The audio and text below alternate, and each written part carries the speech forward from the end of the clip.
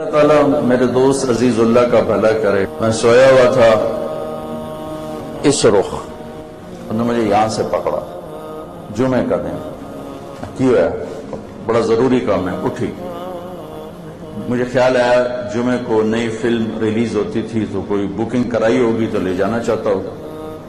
میں کیا میں کپڑے بدل لوں کہ نہیں, کپڑے نہیں بدلنے, ایویں چل. تو ہم سینٹرو ماڈل اسکول سے اکٹھے آ رہے تھے, اس لیے بہت محبت تعلق تھا. تو ہم چل پڑ. جب تھوڑی دور گئے تو کہنے لگا پہلے جمعہ پڑھنا ہے. تو پھر مجھے شک ہوا کہ جمعہ پڑھنا ہے تو پھر فلم تو نہیں, کوئی اور چکر ہوگا, یا ہو سکتا ہے سیکنڈ شو ہو سکتا ہے اس کی ہو. جمعہ پڑھ کے آ گیا. نیلا گنبد وہ جو ساتھی تھا وہاں جمعہ پڑھا. جمعے کے بعد پھر آ گیا. میں کہا ہوں دس کہ اپن تبلیغی جماعت نال چلنا ہے. میں کہا تو جا, مینو معافی دے, میں نہیں جانتا. ہمارے پنجابی کی مثال ہے, کبے نو لت لگی وہ سدھا ہو گیا. وہ اس کی زبردستی میری ہدایت کا ذریعہ بن گئی. اللہ نے مجھے اس راستے پہ چلا دیا. نہ فیملی بیک گراؤنڈ ایسا, نہ اپنا ذوق شوق ایسا. وہیں سے میں نے 4 مہینے تبلیغ کا ارادہ کر لیا. 4 مہینے کے بعد جب میں نے اعلان کیا کہ میں اب کالج نہیں پڑھوں گا, میں مولوی بنوں گا, تو میں تمہیں کیا بتاؤں کہ کیا گزری, کیا بیتی, اور کتنا کچھ جو سانس سے نکلی ہے وہ دھن سب نے سنی ہے. جو تار پہ گزری ہے وہ کس دل کو پتا ہے. جو مجھے گالیاں سننی پڑی اور لان تان. یہ میں آپ کو کہانی کوئی اپنی بڑائی کے لیے نہیں, بلکہ آج اس منظر کو دیکھ کر مجھے چند باتیں یاد آئیں. وہ بچوں سے شیئر کرنے لگ گیا. باپ نے بولنا چھوڑ دیا, ماں نے بولنا چھوڑ دیا, چاچے تائے. ہمارے ڈیرے میں, ہمارے جب تک تایا زندہ تھے تو ان کے ڈیرے میں شام کو مجلس ہوتی تھی. ان کے بعد لیکن میرے باپ پہلے فوت ہو گئے, میرے تایا بعد میں فوت ہو گئے. تو شام کی مجلس سارے چاچے تائے بابے اکٹھے ہوتے اور میں نشانہ ہوتا, اور ہر ایک کی کوشش ہوتی تھی کہ ایسا جملہ بولوں کہ یہ ذلیل سے ذلیل تر ہو اور تنگ آ کے یہ چھوڑ دے. یہ 6-7 مہینے کی کڑوی گولیاں تھی جو میں نکلتا رہا. اس میں سے ایک جملہ تھا جس کی وجہ سے آپ کو ساری کہانی سنا رہا ہوں. تم مولوی بنتا پہ تینوں کہیں مڑ پوچھنا ہے, تین تک کسی جتی سے نہیں لکھنا, تیرا تو رشتہ ہی کسی پاسے نہیں ہوگا. تو پھر اچھا, ہمارے دیہات کا کلچر تھا پنجاب کے, لوکل دیہات, مہاجر نہیں لوکل, کہ شام مغرب کے بعد امام مسجد ویسے چنگیر اٹھاتا تھا, اتنی بڑی ہوتی تھی, اور پھر وہ پورے گاؤں کا چکر لگاتا. ہر گھر سے روٹی دال سبزی اچار وہ اکٹھا کرتے کرتے کرتے کرتے کرتے اپنے گھر آتا. پھر وہ اس کے بچوں کا کھانا ہوتا تھا, تنخواہ ہوتی نہیں تھی. تو پھر مجھے میرے چاچے بابے کہتے, ہمارے امام صاحب رحمت اللہ علیہ, ان کا نام تھا محمد بخش, تو وہ مجھے کہتے تو محمد بخش موٹھا بنو ہے. موٹھا ان کی قوم تھی. تو ہوں محمد بخش موٹھا بنو ہے کہ گلیاں پھر سے تو روٹی پہنتے کھاسیں. تو انہوں نے کہا جتی تو ہی نہیں لکھنا تو کر کی چھڑے. یہ جملے مجھے اس لیے یاد آئے کہ آپ نے مجھے بلایا. اگر میں ڈاکٹر ہوتا مجھے آپ بلاتے, شیخ صاحب کو پوچھو کدھر بیٹھے, کیوں میں نے سدے تو کون بولا.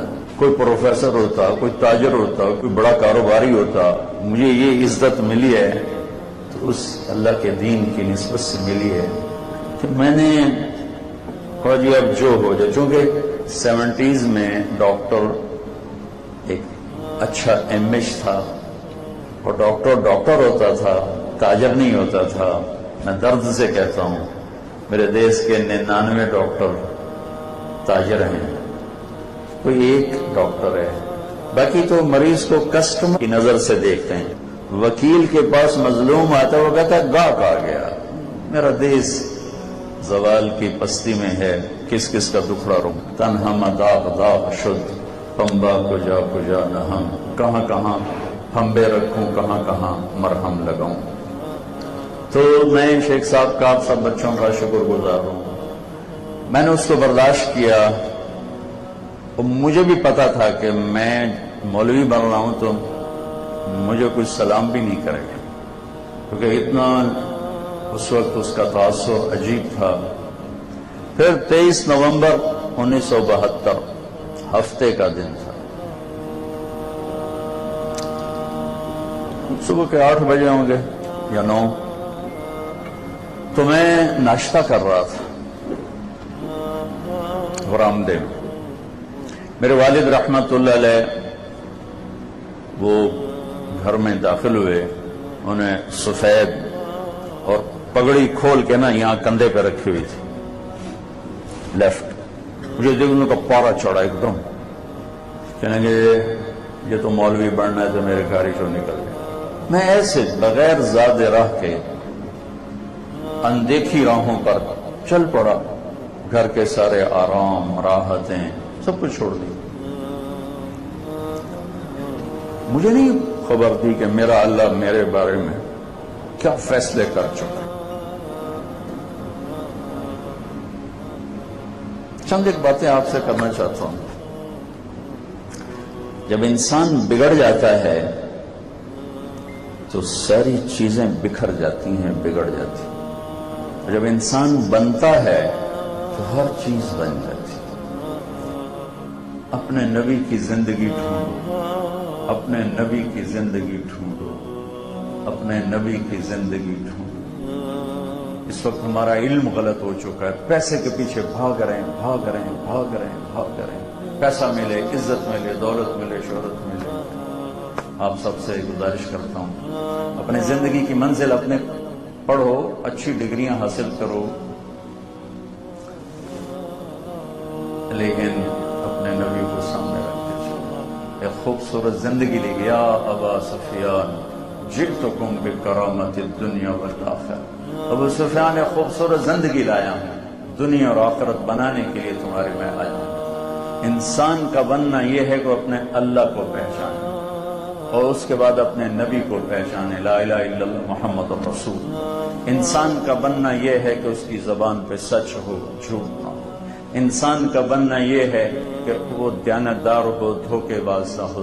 انسان کا بننا یہ ہے کہ وہ انصاف والا ہو، ظالم نہ ہو، ظالم نہ ہو، انصاف والا ہو، سچائی والا ہو، دیانتداری والا ہو۔ میرے نبی سے پوچھا گیا، یا رسول اللہ مسلمان جھوٹ بول سکتا ہے؟ آپ نے کہا نہیں، جھوٹ نہیں بول سکتا۔ یا رسول اللہ مسلمان بزدل ہو سکتا ہے؟ آپ نے کہا ہو سکتا ہے۔ یا رسول اللہ مسلمان بخیل ہو سکتا ہے؟ آپ نے کہا ہو سکتا ہے۔ یا رسول اللہ مسلمان جھوٹ بول سکتا ہے؟ آپ نے کہا نہیں، جھوٹ نہیں بول سکتا۔ یتبع المؤمن علی الخصال کلھا، پھر آپ نے کہا میرا امتی ہر گناہ کر سکتا ہے، دو نہیں کر سکتا، ایک جھوٹ نہیں بولے گا، ایک دھوکہ نہیں دے گا۔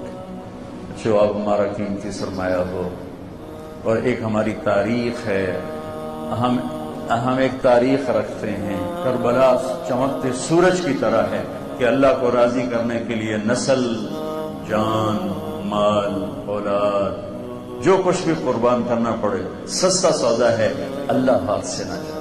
اللہ کو نہیں چھوڑنا ہے، باقی یہ سب کو چلا ہے۔ ایک بول پر حضرت امام علی مقام، جان بھی بچتی تھی، مال بھی بچتا تھا، بچے بھی بچتے تھے، اولاد بھی بچتی تھی، سب کچھ بچا کے گھر لے جا سکتے تھے۔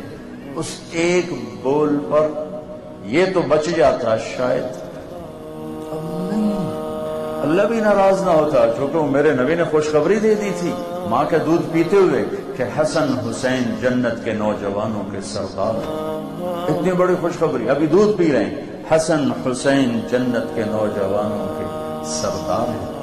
تو ان کا تو یزید کے ہاتھوں بیعت کرنے سے بھی جنت دوزخ کا مسئلہ نہیں تھا، وہ تو پہلے حل ہو چکا تھا، لیکن سر کٹانے کا مطلب تھا امت کو پیغام دینا، پھر ظالم کے ساتھی نہ بننا، جھوٹ کے ساتھی نہ بننا۔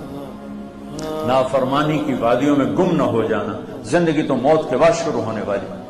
کوئی آسان؟ میرے بچے کا بازو ٹوٹا، اس نے چیخیں ماری، میں باہر بھاگ گیا، مجھ سے سنی نہیں گئی، اس کی چیخ و پکار سنی نہیں گئی. کیا خیال ہے ایک شخص کے سامنے بچہ کٹے، بھائی کٹے، بھتیجا کٹے؟ آسان کام؟ نسل کو ذبح ہوتے دیکھنا آسان کام ہے؟ سب ذبح ہو گئے اور خود بھی ذبح ہو گئے، لیکن یا اللہ تو راضی ہو جائے. سب سے آخری بیٹا عبداللہ 2 سال کا تھا، اس کو ملنے کے لیے بلوایا.